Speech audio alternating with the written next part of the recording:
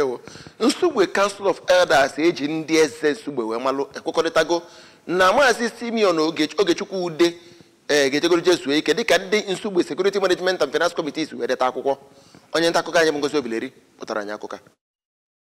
Ka ha na-eme ka amata ebumnobi ha oge ha na-enwe nzukọ na be onye bụ okenye obodo Nsugbe ka ndị okwu nyekara ndị otu ahụ bụ Chief Ivanyi Tagbo na Chief Ibeachọ Akudo n'aha ndị otu ahụ kọwara na ha na ya bụ Maazị Ogude na-enwebuli nsogbu tupu ugbu a bụ nke ha kọwara na ha ga-enye mkpebi na nsogbu niile ahụ ha na ha nyere ngwa erichara oriri otite Nsugbe tinyekwara mkpesa ahụ ndị otu Committee Nsugbe Security Management and Finance detere ebe ha ga-anọzi wee kwue ha otu a ga-esi wee kwọnya bụ nwaanyị ukwuwara. N'otu aka ahụkwa ndị kọmitii na-ahụ maka Nsugbe Security Management na Finance bụ ndị degere akwụkwọ nyegara ndị otu Council of Elders ahụ akwụkwọ ahụ kwa nke ha nyere ya bụ nwa amadi a na-ekwu maka ya gbasara ozi sitere n'onu ya bụ nwa amadi a na-ekwu maka ya anụrụ